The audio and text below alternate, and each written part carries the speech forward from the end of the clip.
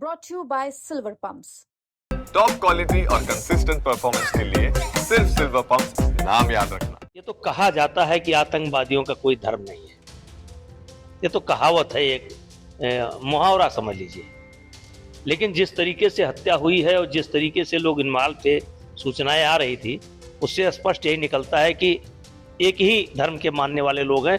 और एक घटना में नहीं, पार्लियामेंट की घटना में कोई ईसाई रहा हो तो बताइए, कोई सिख रहा हो तो बताइए, कोई जैनी रहा हो तो बताइए। भाजपा सांसद ब्रजभूषण शरण सिंह सूरत पहुंचे हैं और सूरत में हम उनसे बातचीत करेंगे और कुछ सवाल हैं जिनको लेकर उनसे जवाब लेने की कोशिश करेंगे।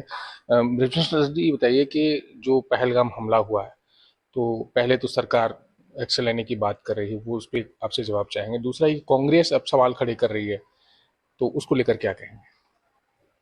देखिए, एक तो पहलगाम की घटना बहुत दुखद है और हमारा ये मानना है कि जो नेहरू जी गलती करके गए थे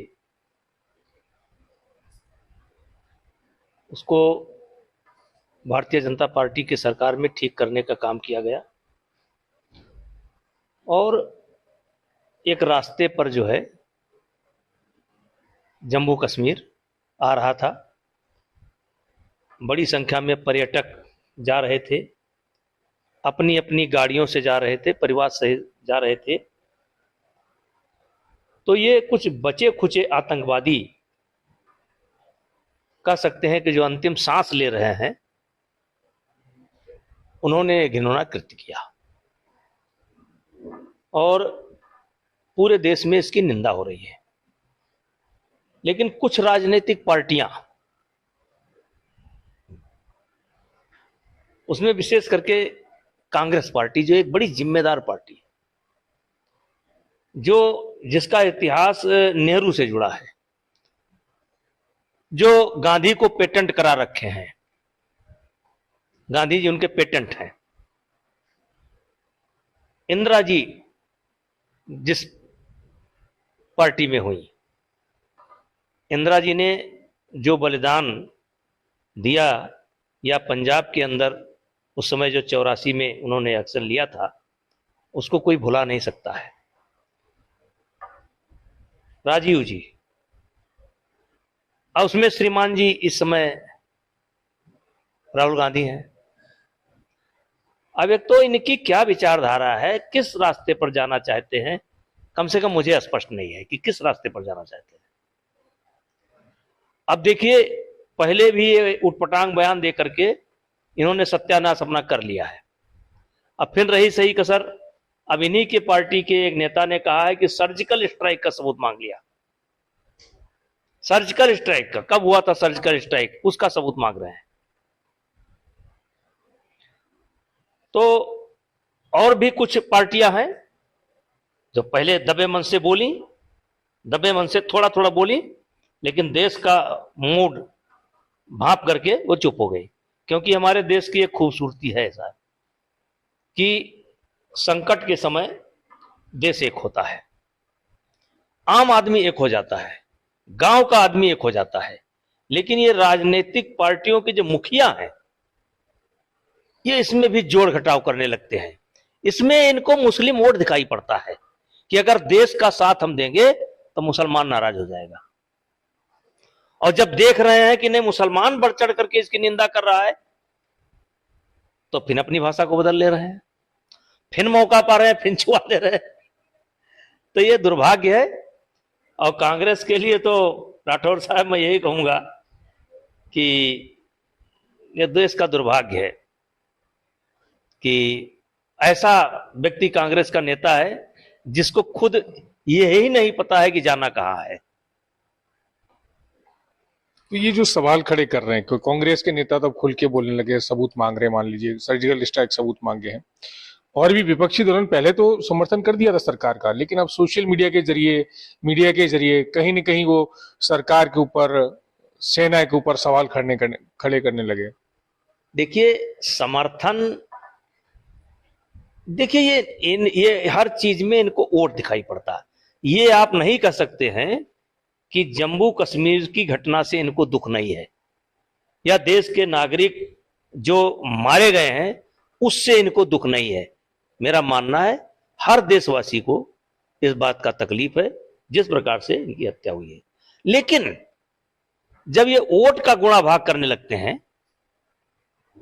और इसको हिंदू मुसलमान के नजरिए से देखने लगते हैं कि मारने वाले मुसलमान हैं, मरने वाले हिंदू हैं, तो जब इस नजरिए से ये देखने लगते हैं तो वहीं पर दिक्कत पैदा होती है। अब कहने तो कहते हैं कि आतंकवादियों की कोई जात नहीं होती, लेकिन ये जब इस नजरिए से देखते हैं तभी दिक्कत होती है। और ये हमेशा किंतु और परंतु की राजनीति करते हैं।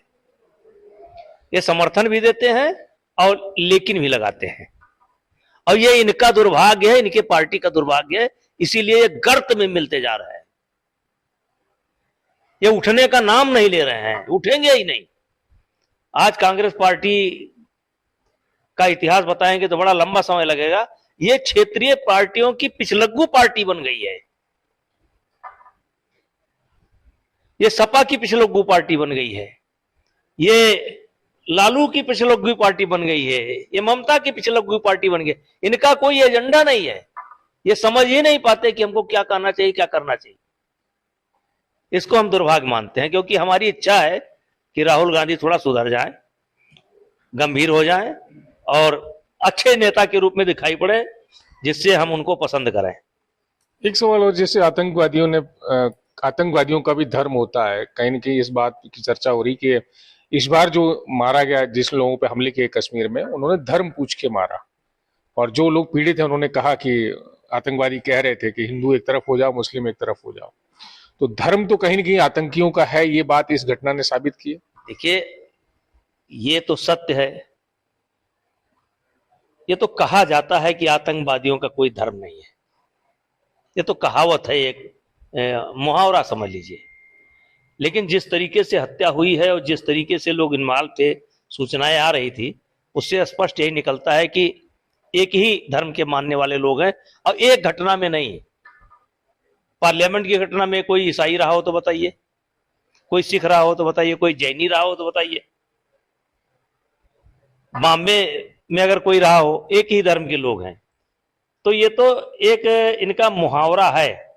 लेकिन मैंने कहा कि अंतिम सांस ले रहे हैं, ये अंतिम सांस ले रहे हैं।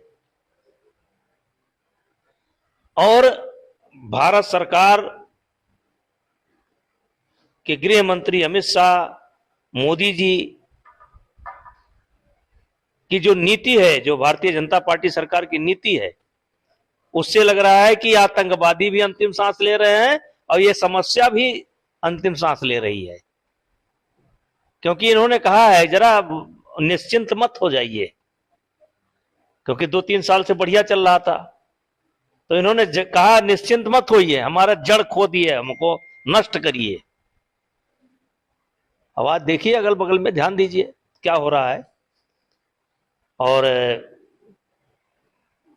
ये जो बलिदान हुआ है ये बेकार नहीं जाएगा, इससे कुछ रास्ता निकलेगा। अंतिम प्रश्न ये है कि देश में घुसपैठियों की बात हो रही है। गुजरात में आप आए हैं, तो गुजरात में बांग्लादेशियों को खोजा जा रहा है, उनको यहाँ से भेजा जा रहा है वापस। पाकिस्तानी भी देश में बहुत सारे रहे, उनको भी सरकार ने अल्टीमेटम दिया है।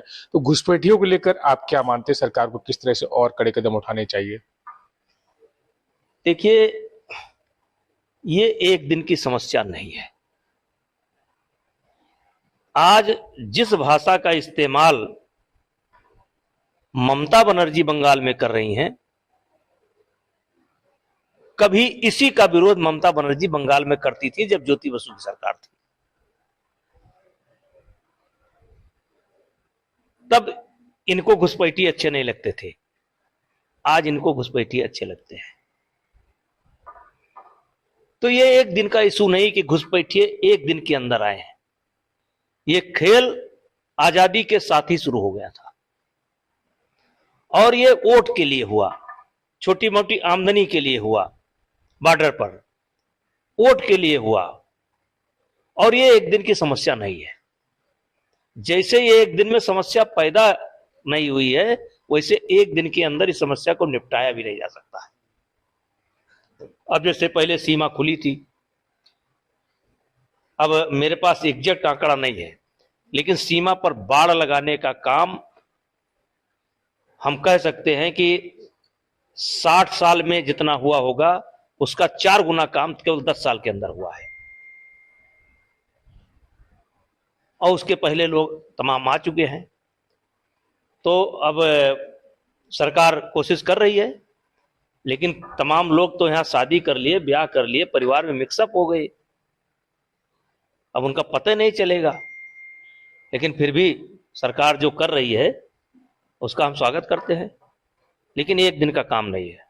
कुछ चीजें ऐसी हैं, जैसे कुछ लोग कहते हैं, कुछ लोगों का नजरिया है, यद्यप आपने प्रश्न नहीं पूछा, अब मोदी जी को हमला कर देना चाहिए अब तुरंत। अरे भाई, लड़ाई के बहुत तरीके होते हैं। जिस समय माननीय अटल जी की सरकार थी और कारगिल हुआ था, और हमको लगता था 6 महीना या 1 साल बॉर्डर पर हिंदुस्तान की सेना भी तैयार और उसके मतलब पाकिस्तान की भी सेना तैयार, तो हिंदुस्तान पर तो कोई फर्क पड़ने वाला नहीं है। हम साल भर अपनी सेना खड़ी रखें बॉर्डर पर, लेकिन पाकिस्तान तो बर्बाद हो जाएगा। तो लड़ाई के एक तरीके नहीं होते हैं, लड़ाई के बहुत तरीके होते हैं। जैसे कि कौन से नए तरीके हो? अब ये सब चल रहा है, ये सब चल रहा है। अब आज पाकिस्तान में महंगाई का क्या हाल है, आने वाले समय में पानी को लेकर क्या हाल होने वाला है, आज उनके रुपए की वैल्यू कितनी है, आज कितना रुपया उनके पास बचा है, बलूचिस्तान में क्या हाल है और क्या हाल होने वाला है, ये तमाम चीजें हैं। भारत का मुकाबला पाकिस्तान नहीं कर सकता। अगर पाकिस्तान जिंदा है तो भारत की दया पर जिंदा है।